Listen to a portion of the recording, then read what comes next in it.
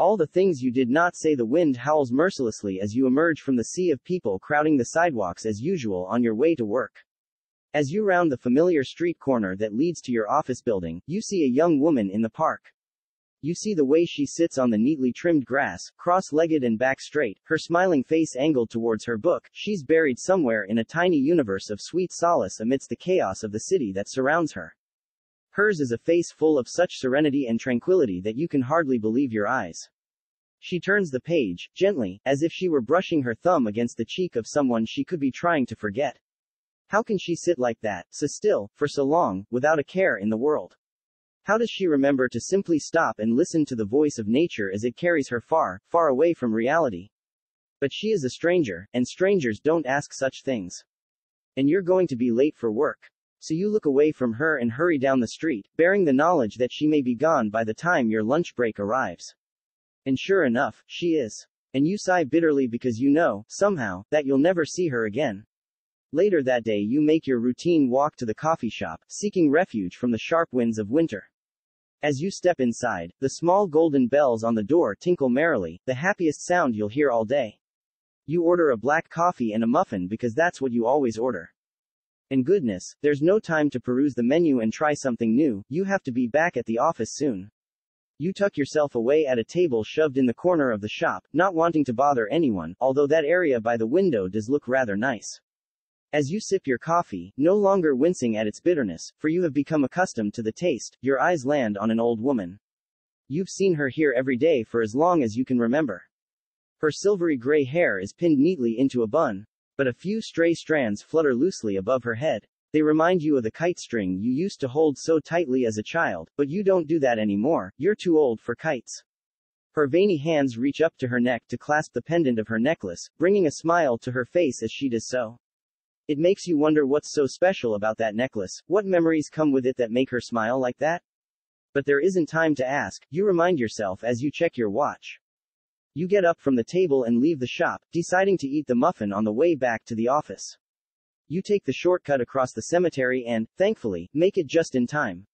The old woman isn't at the coffee shop the next day, or the next, or the day after that. When it's been almost a fortnight since you've seen her, you furrow your brows in worry, deepening your already pronounced frown lines that are the result of endless hours spent shut away in an office cubicle. You shrug it off and pull on your jacket as you stand up from the table, muttering something about how work never stops. You take your usual route past the cemetery and notice a group of people standing around a grave. It looks new, its stone surface smooth and warmed by the soft rays of dusk, something whole amidst the sea of scratched tombstones and broken hearts. And even though you don't recognize anyone there, even though your ticking watch is an ever-present reminder that you have somewhere else to be, you find yourself wandering over to join the small crowd. Your dark jacket blends in, allowing you to merge soundlessly to the front of the grave just as the crowd begins to disperse and you are left alone to read the engraving upon the headstone, Sylvia Rain 1932-2018 beloved wife, sister.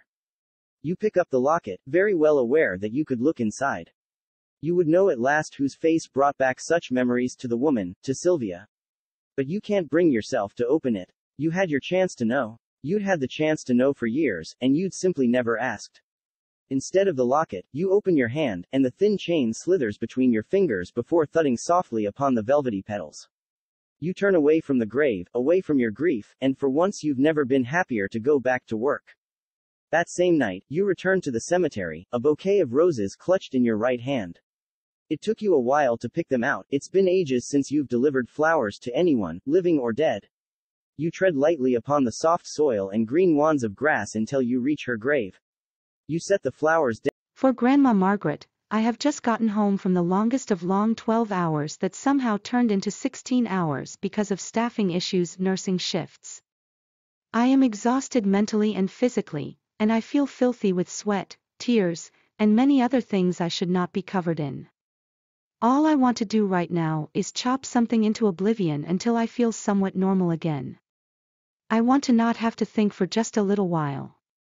When I unlock my apartment door, I am surprised to find Grandma Margaret sitting at the kitchen table, smiling, as always. After a shower and a change of clothes, I realizes that exactly what I need to do is make noefla soup for myself and Grandma. What is noefla soup, you may ask? It is a German dumpling soup that you'll be hard-pressed to find in any diner outside of the Midwest. Those who eat it are picky about how it is made, and no two people make it exactly the same. Not only that, but it is a recipe that is impossible to make exactly the same every time that you make it. Grandma Mary taught me how to make it as a small girl, long before junior high and shortly after I learned to read. It has always been our favorite meal to share. Starting with the vegetables, I carefully peels the potatoes, making sure that I cut off the skin, and only a small amount of potato. No conversation passes between the two of us. Grandma always knows when I needed a mental break at the end of the day and how most times I can't talk about what went so horribly wrong due to patient privacy. She never pushes me to talk about it. Instead, she sits at the table and watches as I goes through the motions of preparing our dish. A pound or so of potatoes later, I'm never too careful about the amounts that go into making Noefla soup, or the recipe. Noefla soup is not a dish of measurement, it is a dish of feelings. The amounts that go into it depend on what you're hungry for at the moment, what looks right, or what feels right. No recipe has ever been put on paper, just passed on from one generation to the next with wise words of, "Whenever it looks like enough, dear." Grandma always said that it was not a recipe meant to be shrunk or modified.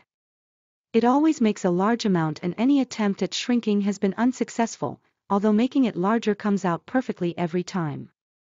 This works well when you are from the Midwest and are a firm believer in freezing the extra for a day when you don't want to make it from scratch. I chop the celery, carrots, and onions quickly as Margaret looks on from the table, nodding her approval occasionally. Once all of the vegetables are cooking in a lot of butter, yes, it's bad for you, but most comfort foods are, it's time to make the Noefla dough. My favorite part of making this meal, and also the most comforting. Eggs, flour, and a tiny bit of chicken broth get mixed together until everything is mixed together. The secret is to use only a certain amount of flour and add more chicken broth until it is right. Doing the reverse, adding set amounts of all three ingredients and adding more flour tends to make the dough taste just like you would think it would. Flour. Some people prefer chicken noodle soup, others like macaroni and cheese after long days. For me it is Noefla soup. Creating the dough is one of the most relaxing things I could think to do after a long day, and Grandma watches carefully as I knead the dough and rolls it into snakes. Only every once in a while does she gestures to add just a little more chicken broth. Dropping bits of dough into boiling chicken broth puts me into a trance. As I place the lid on the pot to boil for several minutes, my mind slips into the past. The bad melts away quickly, and memories of standing on a stool wearing Grandma's second-best apron make their way to the front of my mind. I remember the hem of the apron dragging on the floor at first, being so little I could barely see over the counter. Then I remember the awkward middle school years and unloading my boy and friend troubles over a bowl of Noefla dough. Lastly, I remember becoming an adult, and trying hard to make time in my busy life for Grandma's house at least once a week.